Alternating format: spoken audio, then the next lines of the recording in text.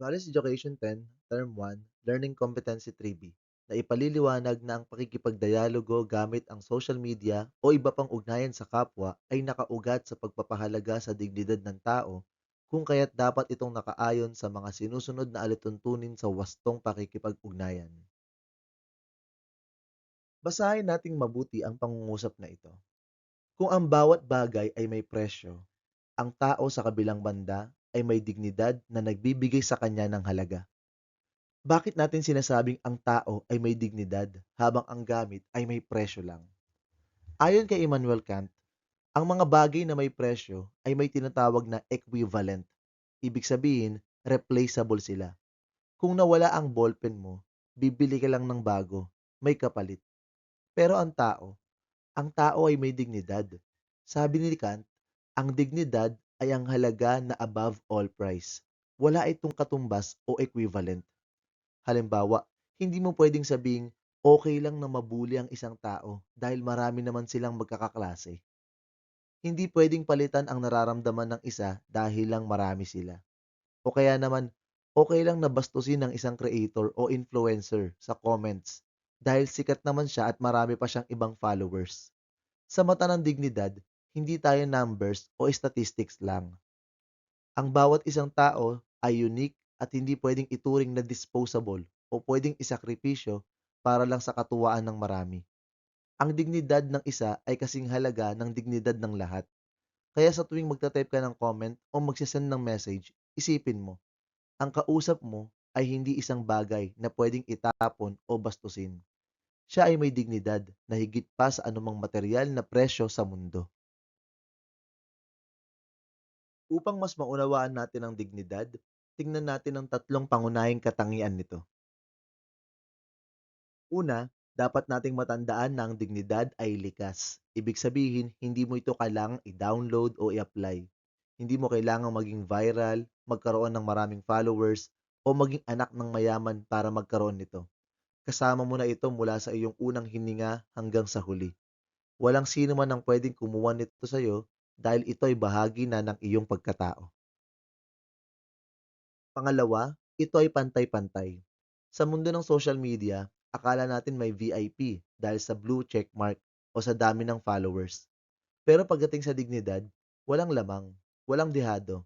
Ang halaga mo bilang tao ay kasing tindi at kasing lalim ng halaga ng kahit sinong makakasalamuha mo.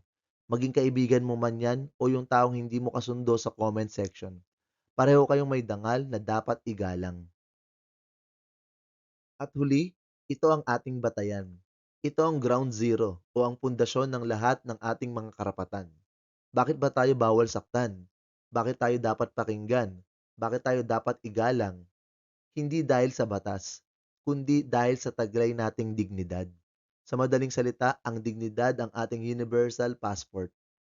Ito ang nagbibigay sa atin ng karapatang tratuhin ng makatao sa personal man o sa digital na mundo. Ngayon, kung ang bawat tao naman pala ay may ganito kalaking halaga at dignidad, bakit pa natin kailangan ng mga alituntunin o rules sa pakikipag-ugnayan? Bakit hindi na lang tayo hayaang gawin ng lahat ng gusto natin sa internet? Click dito, comment doon, bakit kailangan pa ng netiquette? Simple lang ang dahilan. Ang mga alituntunin ay hindi pampahirap o pampabagal sa atin. Nariyan sila dahil nagsisilbi silang una, proteksyon. Isipin nyo ito bilang inyong digital armor. Sa mundong puno ng pambabastos, bashing at paninira, ang mga rules ang nagbabantay sa iyong dangal at sa dangal ng iba. Hindi ito kulungan. Ito ay kalasag para siguradong walang nasasaktan sa bawat palitan natin ng mensahe.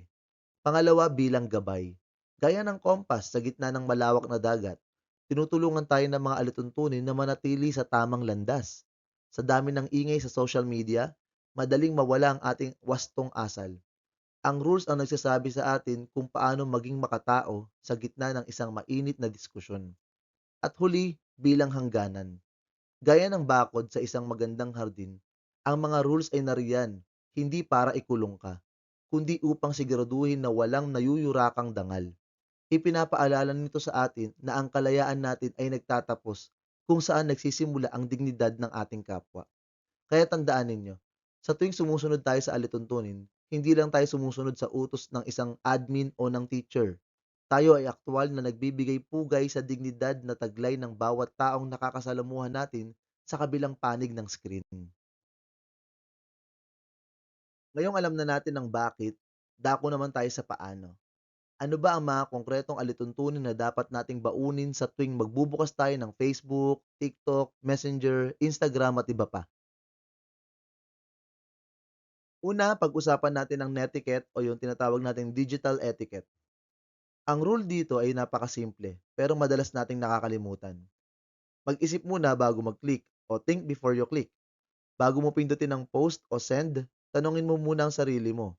Kung nasa harap mo ba ang taong ito, kaya mo bang sabihin ang mga salitang yan ng harapan at mata sa mata?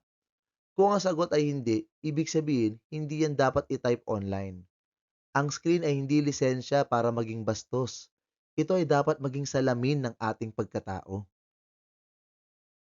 Pangalawa, ang ating social boundaries. Ang alituntunin dito ay ang paggalang sa privacy. Napakadaling mag-screenshot ngayon, di ba? Pero ang pag-leak ng private conversation at ang pagtag sa isang tao sa isang post ng walang paintulot ay isang malaking paglabag. Ang space ng bawat tao ay sagrado. Sa tuwing ginagalang mo ang boundaries o hangganan ng iyong kapwa, ipinapakita mo na pinapahalagahan mo ang kanilang dignidad, higit pa sa chismis o pansamantalang katuwaan. At huli, ang ating moral standards. Ang rule natin dito ay ang matibay na pagpili sa katotohanan. Sa mundong puno ng fake news at talamak na pambabash o cyberbullying, huwag kang maging kasangkapan ng kasinungalingan. Ang tunay na netizen na may dignidad ay hindi naninira ng kapwa para lang magkaroon ng engagement, reach, o likes. Hindi natin ibinebenta ang ating prinsipyo para lang maging trending. Tandaan, ang bawat share at comment mo ay may timbang. Gamitin mo ito para itayo ang dangal ng iba, hindi para gibain ito. Ngayon, iwanan muna natin ang mga definisyon at subukan nating ilapat ito sa totoong buhay, sa mundong ginagalawan ninyo araw-araw. Tingnan natin ang mga senaryo na ito at maging tapat tayo sa ating sarili. Una, ang screenshots culture. Sa tuwing may nagli-leak ng isang private conversation para lang ipahiya o expose ang isang tao, anong dignidad ang nayuyurakan natin? Binabali natin ang social boundaries dahil itinuturing na lang nating gamit o bala ang usapan imbis na igalang ang kanilang tiwalang ibinigay sa tao. Ang tanong, ang paglilik ba ay pagpapakita ng paggalang o pagpapakita ng kapangyarihan? Pangalawa, ang meme culture. Sa tuwing gumagawa tayo o nagsishare ng meme para lang pagtawanan ng pisikal na anyo o kahinaan ng iba, nakikita pa ba natin ang kanilang value bilang tao? O baka naman ginagawa na lang natin silang content para lang makakuha tayo ng likes? Tandaan, sa likod ng bawat viral post na pinagtatawanan natin, may isang totoong tao na may totoong damdamin. At huli, ang ating pag-ignore sa fake news o bashing. Kapag nakakita tayo ng pambabash at wala tayong ginawa, o mas malala pa, nakisali pa tayo, ipinapakita nito na ang ating pakikipag-ugnayan ay hindi nakaugat sa dignidad. Ang bawat maling kilos na ito ay unti-unting nagnanakaw sa dangal ng ating kapwa. Sa bawat click, chat o post mo sa araw-araw, itinatayo mo ba o dahan-dahan mong ibinabagsak ang dangal ng iyong kapwa? Sino ka ba kapag walang nakatingin sa screen mo? Para mas madali nating matandaan ang lahat, tingnan natin ang kabuuan gamit ng isang simpleng puno. Isipin ninyo ang ating pakikipagdialogo o pakikipag-ugnayan sa kapwa ay parang isang puno na tumutubo sa digital na mundo.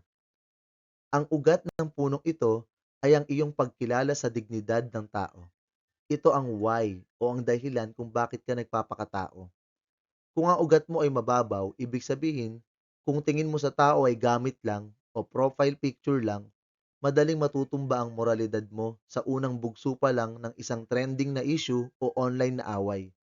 Pero kung malalim ang ugat mo, kahit anong ingay sa paligid, mananatili kang tapat sa iyong dangal. At ang bunga, ito ay ang iyong wastong pakikipag-ugnayan.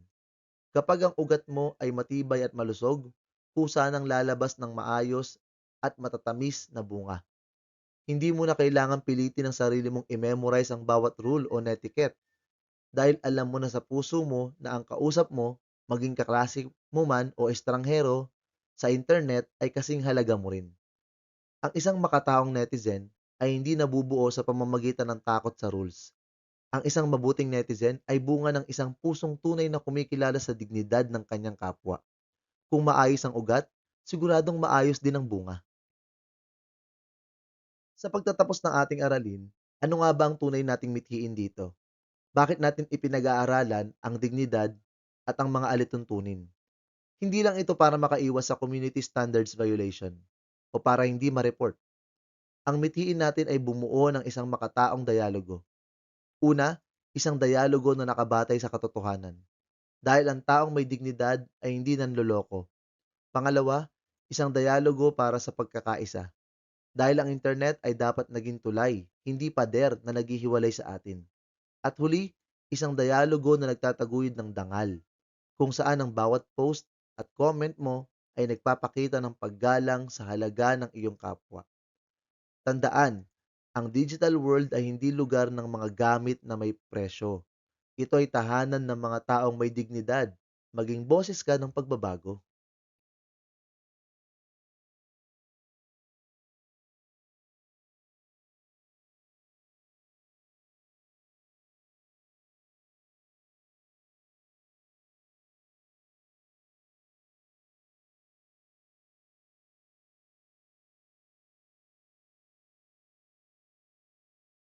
At hanggang dyan po nagtatapos ang ating aralin. Sana po'y may natutuhan kayo. Salamat po sa panonood at pakikinig.